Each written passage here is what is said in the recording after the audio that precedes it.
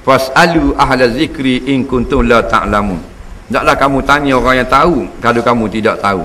Kawan saya bukan Islam. Dia kata kenapa orang Islam sembah Kaabah? Kaabah itu batu. Manusia yang buat. Sama dengan orang bukan Islam yang sembah patung. Bijak kok kawanmu ni. Tapi dah mung tak bijak. Jadi kawanmu lebih bijak daripada mung. Dengar molek-molek. Dalam agama Islam bukan agama menyembah Kaabah.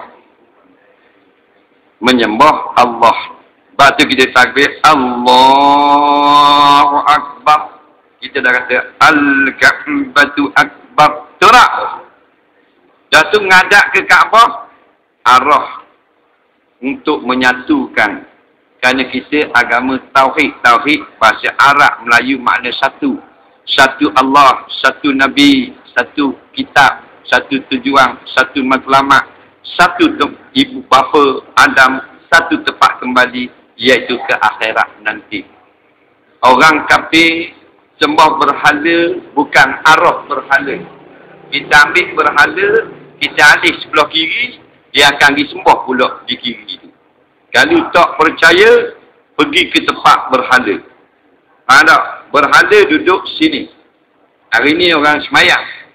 Esok orang mari semayang pula, kita ambil berhala, kita alih sebelah kiri. Masuk ramai-ramai mari tengok berhala tadi sudah ada di kiri. Kemarin di kanan. Maka dia akan semayang sebelah ada berhala ke sebelah kosong tadi. Dia akan hadap kepada berhala. Itulah penyembah batu. Adapun Kaabah, jikalau ditakdirkan datang alien, UFO, planet asing atau mereka tu, mari malam cabut Kaabah, buat balik ke New York, maka kita tetap kena semayang menghadap Mekah, bukan menghadap New York. Faham tak lagi? Kerana kita diarah untuk menjuruskan arah ke arah Makkah, bukan kerana Kaabah. Dalil, bila alih Kaabah, kita tetap menghadap ke Mekah. Betul tak? Tapi kalau orang bukan Islam, alih berada belah kiri, dia akan pergi di kiri, hayya. Alih pun di kanan, pergi kat kanan, hayya juga. Pasal dia bukan menyembah, melihat kepada arah, tapi dia tunduk kepada batu tadi. Faham tak? Cuma ingatlah satu disiplin, bila kita tak faham, kita kena bertanya. Petang-petang boleh tanya kat mu tanya belaka macam gini.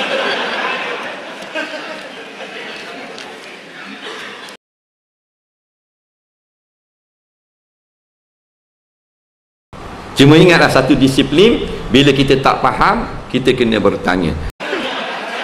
Petang-petang boleh tanya kat mu tanya belaka macam gini.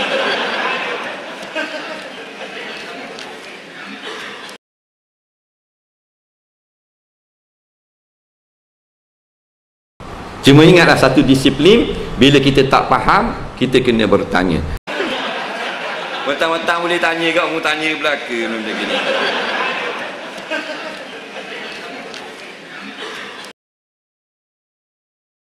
Balighu anni walau ayatan. Nah, sampaikan daripada aku walau satu ayat. Nabi tak kata dalam madrasah, di universiti, dalam masjid atau petah tak. Di mana-mana umum. Walaupun pendek, walau ayatan. Mak rempit, nampak dia ajar kawan dia. Nah, baca Fatihah. Dia ajar kawan dia. Nah, kawan dia tak erti 5 orang ni. Nah, dia pun ajar. Kawan dia tu tahulah Fatihah daripada dia. Maka dia adalah guru.